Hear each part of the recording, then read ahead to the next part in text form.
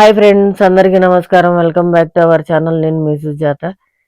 ఈరోజైతే నేను పొన్నగంటాకు తీసుకొచ్చాను. ఇది ఎంతో ఆరోగ్యకరమైనది, చాలా చాలా టేస్టీగా కూడా ఉంటుంది.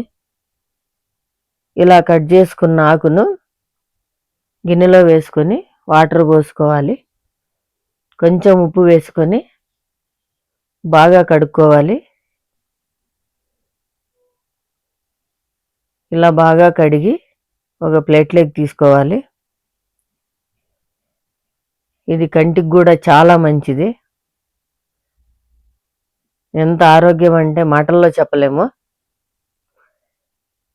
ఇప్పుడు వీడియోలో చూపించిన విధంగా సన్నగా కట్ చేసుకోవాలి.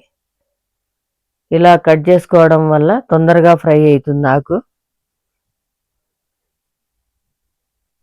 ఇప్పుడు స్టవ్ వెలిగించుకొని పెనం పెట్టుకొని 2-3 స్పూన్ల ఆయిల్ వేసుకోవాలి.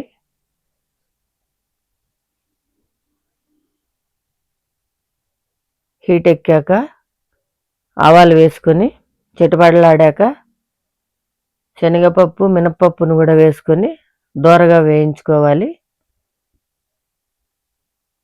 ఇవి ఫ్రైలో చాలా టేస్టీగా ఉంటాయి తింటుంటే.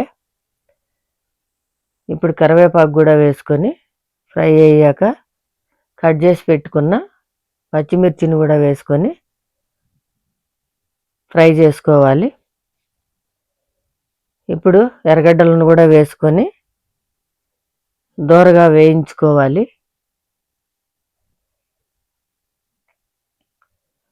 ఈ పొన్నగంటాకు వల్ల మనకి ఎన్నో ప్రయోజనాలు ఉన్నాయి. కట్ చేసి పెట్టుకున్న ఆకునంతటిని పెనంలో వేసుకోవాలి. ఇలా కొంచెం సేపు కలుపుకున్న తర్వాత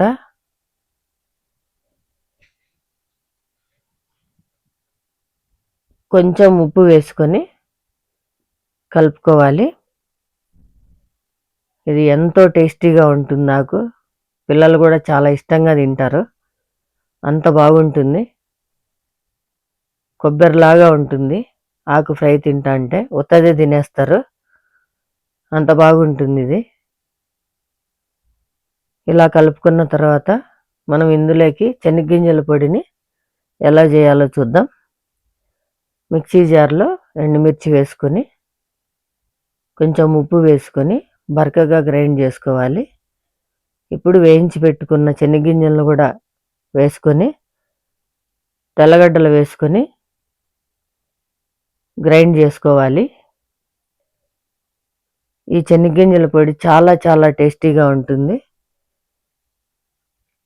ముందు వీడియోలో పెట్టాను, మీకు లింక్ ఇస్తాను, చూడండి. ఇప్పుడు ఫ్రై అయిన ఆకులో ఈ శనగగింజల పొడిని చల్లుకొని కలుపుకుంటే అంతే అండి, ఎంతో టేస్టీగా ఉండే పొన్నగంటాకు ఫ్రై రెడీ. మీరు కూడా ట్రై చేయండి. చాలా ఆరోగ్యం ఈ ఆకు వల్ల. ఓకే అండి, మళ్ళీ మంచి వీడియోతో మీ ముందు ఉంటా. ప్లీజ్ సబ్స్క్రైబ్ చేయండి, లైక్ చేయండి, షేర్ చేయండి. Thank you.